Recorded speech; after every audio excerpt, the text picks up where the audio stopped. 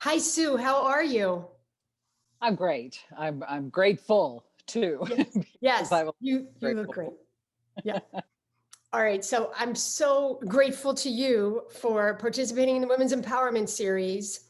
And I was thinking about you. You have this career, 23 years at Fox 29, in an industry that has changed so much. So how do you live through professionally all that change and you're super, super successful still?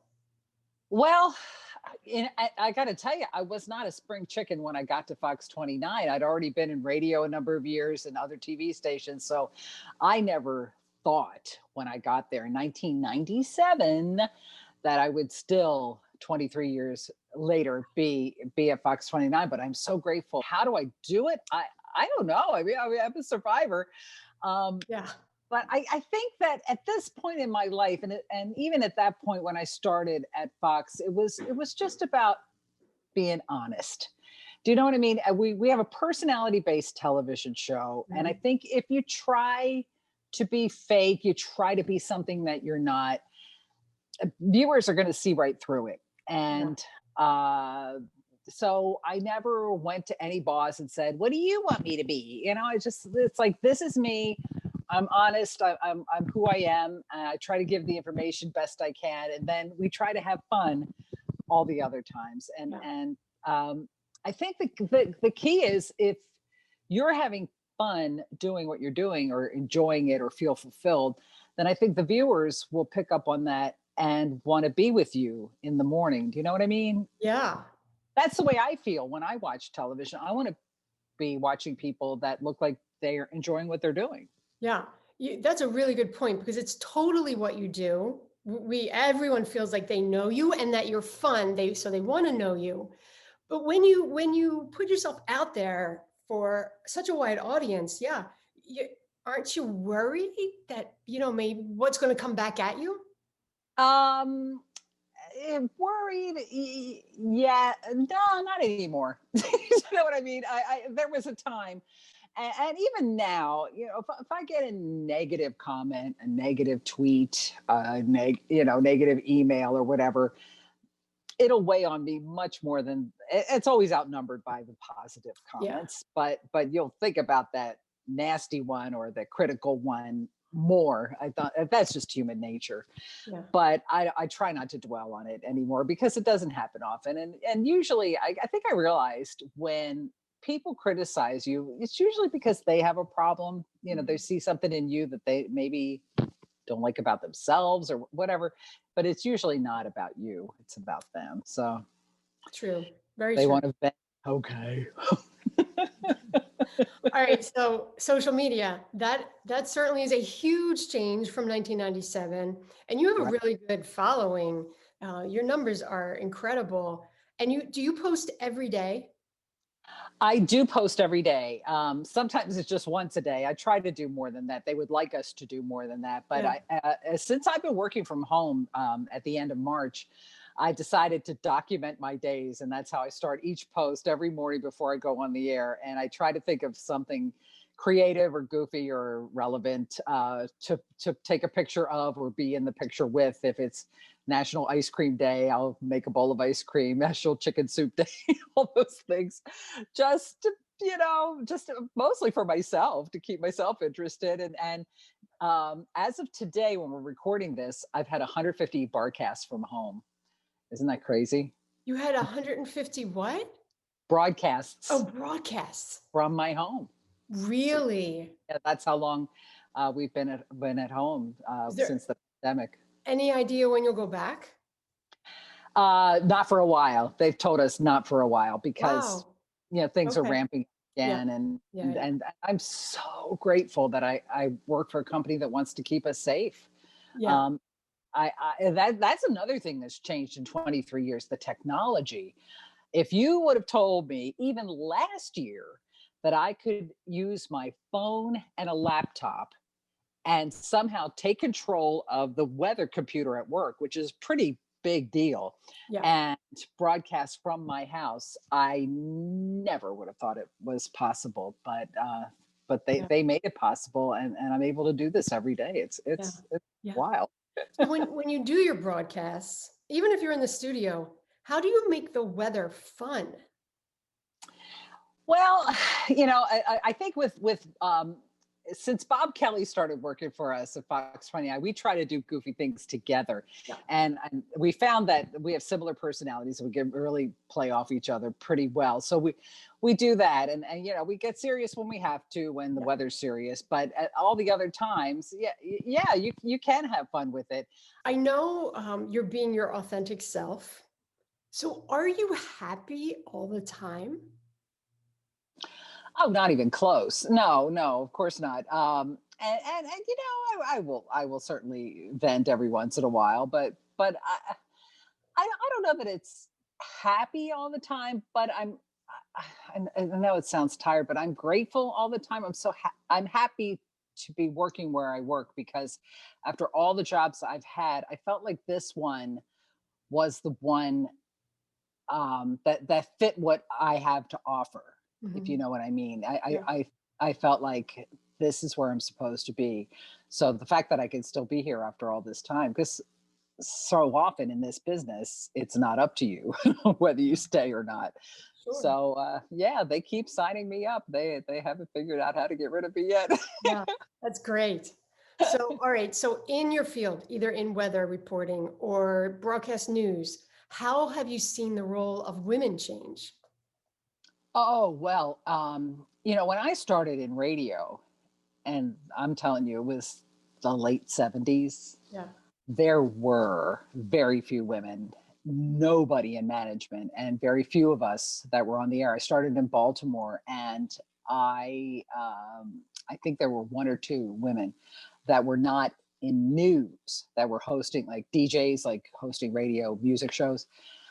So I've certainly seen that change a lot over the years. In fact, now at Fox 29, we have a lot of women in management, and a lot of my colleagues are women as well. So I've seen that change tremendously Yeah. through the years. Yeah.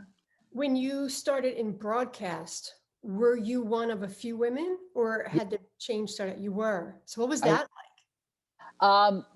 it was daunting but exciting at the same time, to almost feel like you were blazing a little bit of a trail. I don't know. That sounds kind of corny, but yeah, it was scary and exciting at the same time. I like? Yeah. think, What was it difficult?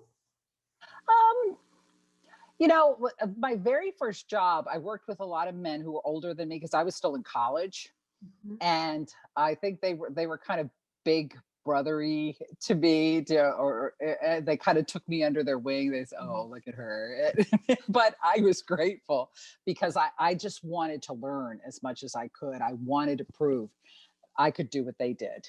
Yeah. And I think that's what kind of motivated me throughout my whole career is I would watch TV or listen to the radio and think, well, heck, they're doing it. I can do that. Let's see how I can make that happen. Do you think that's the difference for some women in over these past decades? That there are some women, for some reason, they think that. And there are so many other women who think, oh, I could never do that. Like, how do you get that? How do you get that confidence? That's a good question because I've never thought of myself as a supremely confident person, but it was, I guess it was knowing enough about my abilities, and I guess I had a decent enough voice and I was educated enough, that I thought, well, if they're getting paid to do that, why can't I? Yeah. So that was really a big motivator for going for a lot of the jobs that I went for in my life. Some I got, some I didn't. Yeah. Great. So do you now feel a responsibility for women coming up to somehow help them? Oh, absolutely. Yeah. The one thing I miss about being in the studio is our interns, because that is always so much fun to me to watch them and remember what I was like at their age to try to, it's like I always say, be a sponge, absorb as Yeah. much as you can, and to be able to give them as, I try not to be preachy. I try to answer questions Sure. more than say, well, back in my day, it's easy to Yeah. be that way, but mostly it answer what they want to know. Or I had somebody when I was really young stop me from getting into bad habits. So if I see something like that, usually when they're making a tape, because everybody that's an intern with us gets to make a video before they leave that they can use. And so somebody sat down with me a long time ago and said, look, read the copy like this, and underline the most important words. And so you can read without sounding too sing-songy. Yeah. You're seeing people on the news that do that. And so the fact that somebody took the time with me when I was really young, I want to pay that forward. Yeah. Great. Great. So another change outside of broadcast news, just in the world, is race relations. And I know you were very open recently about having an interracial family. What made you decide to speak up? Well, it was never really a secret because my husband was on TV for a long time too on Fox 29. So it's not like we were under a bushel or anything. But the fact that we were, so when things were really kind of getting hairy this summer, I felt like, you know, now that I think about it, it kind of came out of a spontaneous moment on TV.